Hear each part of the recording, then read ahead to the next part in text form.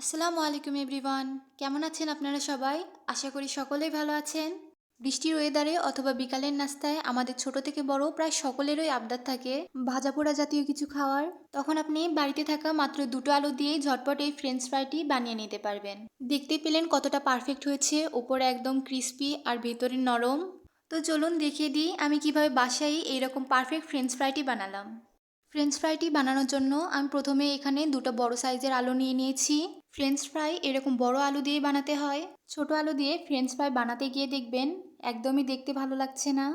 এরপর আলু দুটো আমি ভালোভাবে ছিলে পরিষ্কার করে নিয়েছি। এরপর আলুগুলো কিভাবে কাটবেন এই প্রসেসটা দেখিয়ে দিচ্ছি। আলুটা সব সেমভাবে কেটে নেবেন, কোনোটা মোটা আবার কোনোটা পাতলা, এভাবে কাটবেন না। দেখতেই পেলেন আমি কতটুকু মোটা রেখে কেটেছি আলুটা। এরপর আলুটা আমি আবারও লম্বালম্বিভাবে একটু মোটা রেখে কেটে নেব। আমার আলুগুলো কেটে নেওয়া হয়ে গেছে। দেখতে পাচ্ছেন আমি কিভাবে কেটে নিয়েছি। আলুগুলো এরকম লম্বালম্বিভাবে একটু মোটা রেখে কেটে নিতে হবে। আমার আলু দুটো কেটে নেওয়া হয়ে গেছে। কেটে রাখা আলুগুলো আমি একটি বাটিতে নিয়ে নিচ্ছি।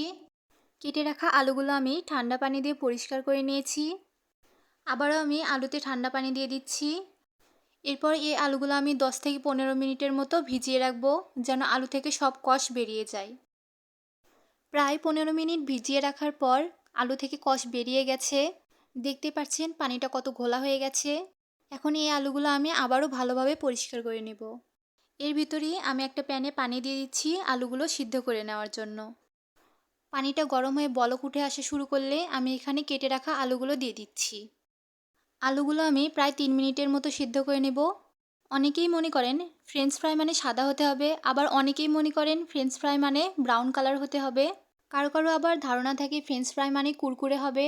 কিন্তু আপনি যদি রেস্টুরেন্টের মতো ফ্রেঞ্চ ফ্রাই চান তাহলে হবে ওপরে ক্রিস্পি আর ভিতরে সফট। কথা বলতে বলতেই এদিকে আমার আলুগুলো সেদ্ধ করে নেওয়া হয়ে গেছে।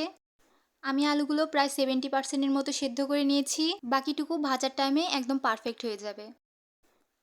এরপর একটা প্লেটে ওপরে টিস্যু পেপার দিয়ে আমি এখানে সিদ্ধ করে রাখা আলুগুলো রেখে দিচ্ছি। আলুগুলো একটু ছড়িয়ে ছিটিয়ে দিয়ে আলুর গায়ে লেগে থাকা পানিগুলো আমি একটু মুছে নিয়েছি। আলুর গায়ে লেগে থাকা পানিগুলো শুকিয়ে নেওয়ার জন্য আপনারা ফ্যানের নিচেও রেখে দিতে পারেন। আলুর গায়ে লেগে থাকা পানিগুলো শুকিয়ে আসলেই আলুগুলো আমি একটা বাটিতে নিয়ে নিচ্ছি। এরপর এখানে দিয়ে দিচ্ছি হাফ চা চামচের মতো লবণ, আপনারা আপনাদের স্বাদ মতো দিয়ে দিবেন। দিয়ে দিচ্ছি হাফ চা চামচের মতো মরিচের গুঁড়া। দিয়ে দিচ্ছি 2 চামচের মতো কর্নফ্লাওয়ার। হাতের কাছে যদি কর্নফ্লাওয়ার না থাকে এক্ষেত্রে আপনারা ময়দাও দিয়ে দিতে পারেন। এরপর আলুগুলো আমি ভালোভাবে টস করে নিব। আপনারা এক্ষেত্রে হাত দিয়েও করে নিতে পারেন। অনেকেই ফ্রেঞ্চ ফ্রাই বানানোর টাইমে আলুটা সিদ্ধ করে নিয়ে ভেজে নেয়, তবে এইভাবেও করে দেখবেন অনেক মজা লাগে খেতে।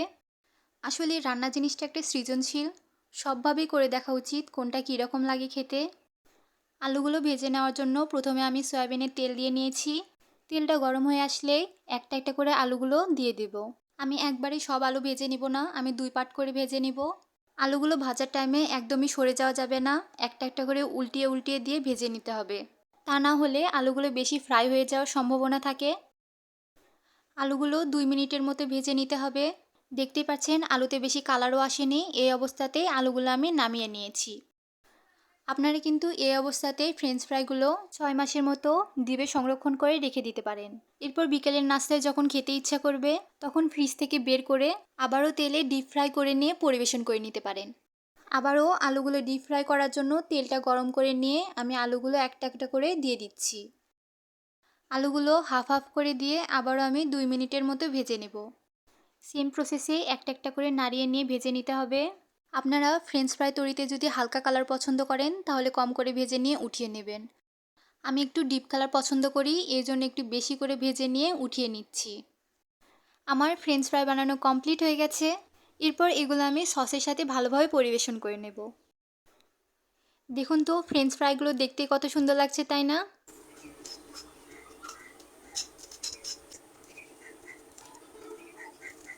দেখতেই পেলেন ওপরে কতটা ক্রিস্পি আর ভিতরে কতটা সফট হয়েছে।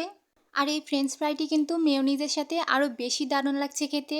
মেয়োনিজটি কিন্তু আমি সিদ্ধ ডিম দিয়ে বানিয়েছি, একদমই গন্ধ লাগবে না।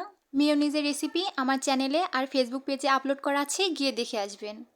আপনারাও এখন চাইলে বিকালের নাস্তায় রেস্টুরেন্টের মতো এইভাবে ঝটপট ফ্রেঞ্চ ফ্রাইটি বানিয়ে নিতে পারবেন। ছোট থেকে বড় সবাই পছন্দ করবে। ভিডিওটি ভালো লাগলে লাইক, কমেন্ট আর শেয়ার করতে ভুলবেন না। চ্যানেলে নতুন হয়ে থাকলে সাবস্ক্রাইব করে দিবেন। ফেসবুক পেজ থেকে দেখলে ফলো করে দিবেন। আল্লাহ হাফেজ।